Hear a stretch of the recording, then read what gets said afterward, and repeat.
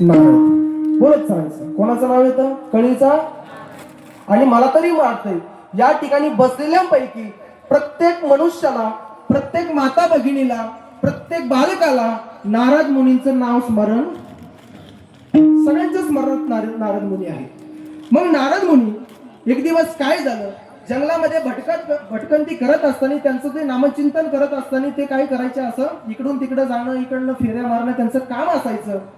मग ते करत असताना काय झालं, एके दिवशी पृथ्वी तलावरती आले आणि अनुसया मातेची सगळीकडे जिकडे पाहावं तिकडे काय चालू होती, चर्चा चालू होती. ती कसली चर्चा चालू होती?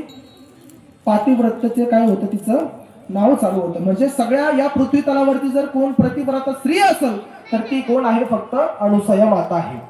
मग हे नारद मुनींच्या कानावरती पडलं. जिकडे पाहिलं तिकडे फक्त अनुसया माता, जिकडे पाहिलं तिकडे फक्त अनुसया माता. सगळीकडे काय झाला होता, जय जयकार अनुसया मातेचा चालला होता. मग नारद मुनीने काय केलं, मी सर्वप्रथम सांगून गेलो, कळीचा नारद. मग नारद मुनी काय झालं, त्यांनी हे सगळ्या गोष्टी पाहिली आणि देवलोकामध्ये आले, ब्रह्मदेवाकडे गेले. ब्रह्मदेवाकडे गेल्याच्या नंतर ब्रह्मदेव सपत्नीक त्या ठिकाणी बसलेले होते आणि ब्रह्मदेवाला त्यांनी कहाणी हकीकत सांगायला सुरुवात केली की मी आता पृथ्वी तलावरती गेलो, भूमीवरती गेलो आणि त्या ठिकाणी फक्त एकच नाव आता सध्या जय जयकार चालू आहे, की फक्त कोणाचं चालू आहे? अनुसया मातेचा. जिकडे तिकडे पाहावं तर फक्त अनुसया माता की जय. या पृथ्वी तलावरती कोण जर पतिव्रता स्त्री असेल तर ती फक्त कोण आहे? अनुसया माता आहे. हा सगळा जय जयकार चालू असताना हा सगळा घडलेला खटाटोप नारद मुनींनी ब्रह्मदेवाला सांगितला आणि तो कोणी ऐकला? कोणी ऐकला? ब्रह्मदेवाला सांगितल्याच्या नंतर पार्वती मातेने ऐकला. मग बोला, वा वा, टाळी वाजवा सर्व. हे तुम्हाला विचारायचं कारण असं आहे, तुम्ही गुरुवारच्या पोथ्या वाचता, बरोबर आहे की नाही, आणि सोमवारच्या पोथ्या वाचता. हे सर्व वाचत असताना तुम्ही ध्यान देऊन वाचल्या पाहिजे. तुम्ही कीर्तनात आल्याच्या नंतर कीर्तनकारांनी जर नाव जरी घेतलं तर तुम्ही पटकन त्याला उत्तर दिलं पाहिजे. तो तुमचा अभ्यास असला पाहिजे. नाही तर पोथ्या वाचायच्या काही उलट्या वाचायच्या, त्याला उपयोग नाही. मग त्याचे परिणाम काय होते? डोक्यावर परिणाम होते. आमच्या तिकडे झापोलेल्या कलांच्या महाराजांच्या डोक्यावर परिणाम झाले उलट्या पोथ्या वाचल्यामुळे. तसं करून देऊ नका. संदीप महाराज झापोलीचे, त्यामुळे लगेच करंट लागला. तर ज्यावेळेस नारद मुनींनी ब्रह्मदेवाला सांगितलं की पृथ्वी तलावरती फक्त अनुसया मातेची चर्चा चालू आहे आणि चर्चा चालू असताना ती ऐकली कोणी? तर सरस्वती मातेने ऐकली. मग सरस्वती मातेला काय झालं? राग आला. आणि मला तरी सांगा, आपल्या शेजारीचे, आता मला सांगा मावशी, तुमच्या शेजारचे जर एखाद्याने फक्त समजावर का नाही तर लगेच धराधरी करतात, कीर्तन झाले, तसं काही करू नका. अजून उद्याचा परवाचा दिवस आम्हाला थांबायचं इथं. मग एखाद्या स्त्रीची जर आपण जर त्या ठिकाणी स्तुती ऐकली तर ती एका दुसऱ्या स्त्रीला ती काय होती? पचत नाही. ही हकीकत सर्वत्र पसरलेली आहे. मग ब्रह्मदेवाकडे नारद मुनींनी सर्व हकीकत सांगितली. त्यानंतर हिमालयामध्ये गेले. पुन्हा तोच प्रकार झाला. भगवान शंकरांना सांगितलं की पृथ्वी तलावरती फक्त अनुसया मातेची चर्चा चालू आहे, की या पृथ्वीवरील भूतलावरती फक्त अनुसया माता एकमेव अशी आहे की ती एकदम ओरिजिनल पतिव्रता आहे.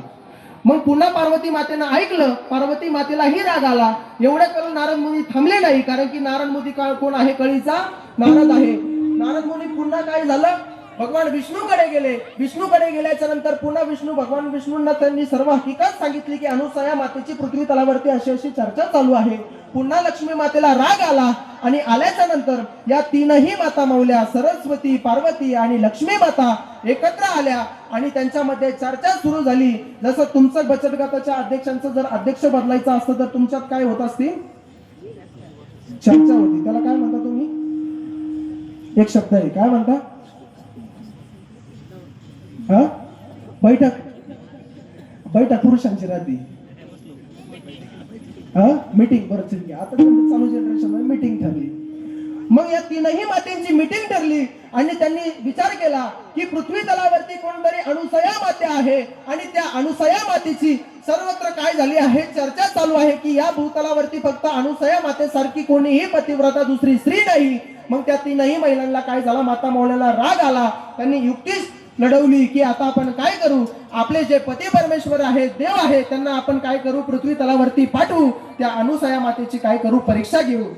परंतु एवढंही करून थांबले नाही. नारद मुनीला तीनही मातेने बोलावलं आणि नारद मुनींना सांगितलं, जर तू आम्हाला जे सांगितलंय ते जर खोटं ठरलं तर आम्ही तुला काय देऊ?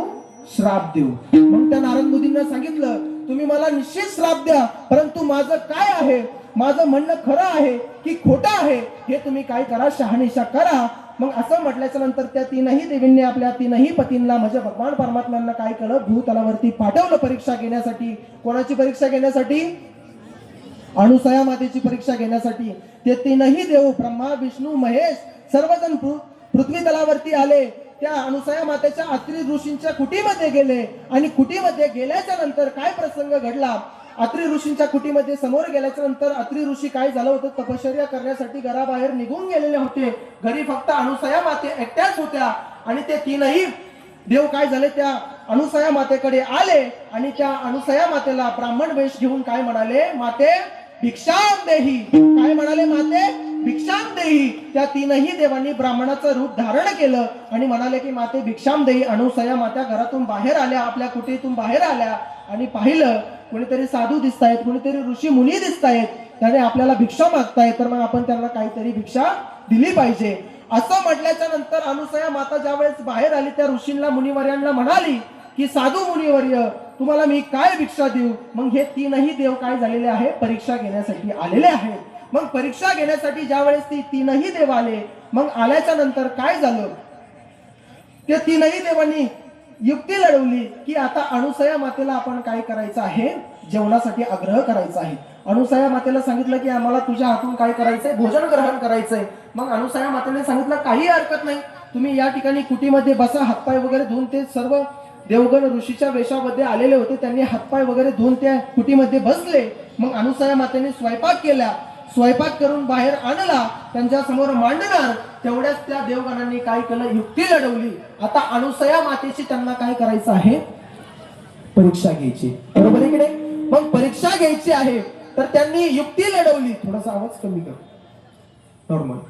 युक्ती लढवली देवगणांनी की आता आपण काय करायचं, अनुसया मातेची परीक्षा घ्यायची. मग अनुसया मातेला सांगितलं की तुझ्या हातून आम्हाला भोजन ग्रहण करायचंय, परंतु तू कोणत्या अवस्थेमध्ये आम्हाला भोजन वाढ, तर लग्न अवस्थेमध्ये आम्हाला काय करायचंय, तुझ्या हातून भोजन ग्रहण करायचंय.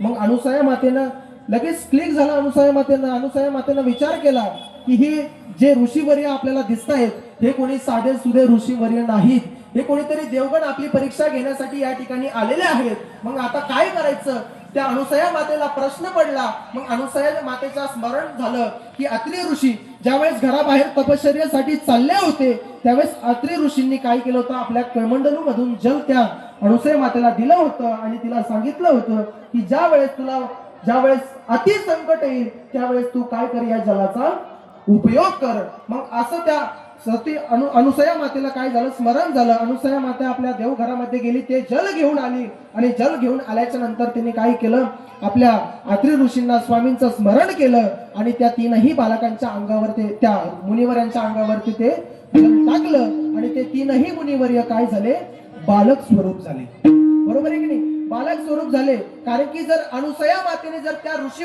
मुनींना जर त्या ठिकाणून उपाशीपोटी जर मागं पाठवलं असतं तर त्या अनुसया मातेला काय झालं असतं, पाप लागलं असतं.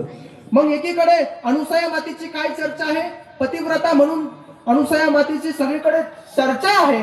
आणि जर ती चर्चा असताना जर नग्न अवस्थेमध्ये जर या मुनिवर्यांना जर आपण जर भोजन वाढलं तर आपण काय आहे, पतिव्रता स्त्री म्हणल्या जाणार नाही. मग अनुसया मातेने ती युक्ती लढवली. त्या तीनही मुनींच्या अंगावरती अत्रि ऋषींनी दिलेलं ते पाणी शिंपडवलं आणि ते तीनही देव काय झाले, छोट्या स्वरूपामध्ये बालक झाले. आणि त्या अनुसया मातेने त्या तीनही बालकांना आपलं स्तनपान केलं, त्यांना भोजन ग्रहण केलं. मग हे सर्व झालं, सगळा खटाटोप झाला. सर्व झाल्याच्या नंतर ते बालकही हळूहळू अनुसया मातेजवळ काय झाले, वाढू लागले. आणि वाढू लागल्याच्या नंतर काय झालं, अनेक दिवस लोटल्या गेले. तिकडं हिमालयामध्ये चर्चा सुरू झाली की भगवान विष्णू या ठिकाणी, भगवान शंकर या ठिकाणाहून गेलेले बरेच दिवस झालेले आहेत, ते काय पुन्हा माघारी आले नाही. तिकडे लक्ष्मी माता ही विचंबित झाल्या. त्यांनीही विचार केला की आपले प्रभू भगवान विष्णू या ठिकाणाहून गेलेले बरेच दिवस झाले, तेही मागे आले नाही. इकडे परत पुन्हा सरस्वती मातेलाही प्रश्न पडला की आपले ब्रह्मदेव गेलेले आहेत, तेही पुन्हा वापस आले नाही, पाठीमागं आले नाही. काय प्रकार घडलाय? मग नारद मुनी पुन्हा त्या ठिकाणी आले. नारद मुनींनी काय केलं, त्या तीनही माता मौल्यांना सांगितलं की मी आता पुन्हा पृथ्वी तलावरून आलोय. तुमचे जे देवगण आहे ते छोट्या स्वरूपामध्ये, बालकाच्या स्वरूपामध्ये काय झालेले आहेत, अनुसूया मातेच्या कुटीमध्ये खेळत आहे, रांगत आहे, त्यांचं संगोपन अनुसूया माता करत आहे.